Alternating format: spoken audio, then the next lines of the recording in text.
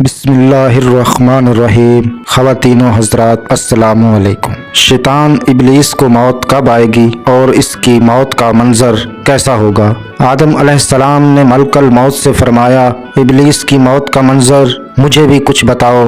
فرشتے نے سنانا شروع کیا تو وہ اتنا دردناک تھا کہ آدم علیہ السلام نہ سن سکے اور فرمایا بس کرو، اب نہیں سنا جاتا۔ اتنا فرما کر حضرت کعب رضی اللہ تعالی عنہ خاموش ہو گئے۔ لوگوں نے کہا حضرت کچھ ہمارے سامنے بھی اس کی موت کا منظر بیان فرمائیں۔ پہلے تو انکار کیا مگر لوگوں کے بے حد اصرار پر فرمایا، جب قیامت قریب آئے گی تو لوگ حسب عادت بازاروں میں مشغول ہوں گے، اچانک زوردار دھماکہ ہوگا جس سے بہت سے لوگ بے ہوش ہو جائیں گے۔ اللہ تعالیٰ ملک الموت سے فرمائے گا، میں نے سب سے زیادہ تمہارے مددگار معاون بنائے اور تم کو ان سب کے برابر قوت دی۔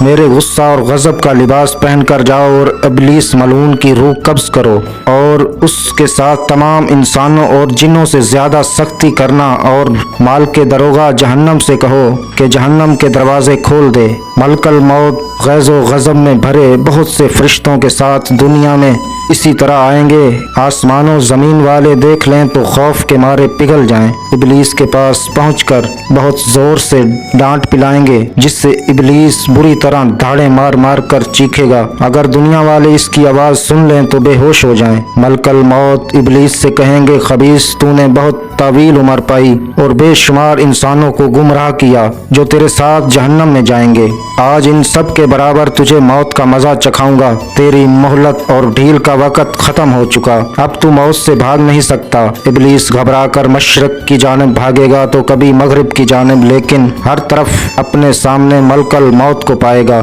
سمندر میں گھسنے کی کوشش کرے گا تو سمندر نکال پھینکے گا۔ آدم علیہ السلام کی قبر کے پاس کھڑا ہو کر کہے گا، اے آدم، تمہاری وجہ سے میں ملعون مردود بنا، کاش کہ تم پیدا ہی نہ ہوتے۔ پھر ملک الموت سے کہے گا، کتنی سختی اور تکلیف کے ساتھ میری جان نکالو گے؟ فرمائیں گے، جتنے لوگ جہنم میں ہیں ان سب کی موت سے کہیں زیادہ تکلیف اور سختی کے ساتھ یہ سن کر تڑپنے لگے گا اور چیختا چلاتا ادھر ادھر بھاگے گا، اور جہاں موت آنی ہے وہاں گر جائے گا۔ وہ جگہ آگ کے انگارے کی طرح سرخ ہوگی اور وہاں جہنم کی سیڑھیاں لگی ہوں گی، ان سیڑھیوں سے تڑپتا تڑپتا اس کی جان نکالی جائے گی۔ آدم علیہ السلام اور حوا علیہ السلام سے کہا جائے گا، ذرا اپنے دشمن کو دیکھو کس طرح ذلت کے ساتھ مر رہا ہے۔ وہ دیکھ کر خوش ہوں گے اور کہیں گے، یا اللہ، تو نے ہم پر اپنی نعمت مکمل فرما دی۔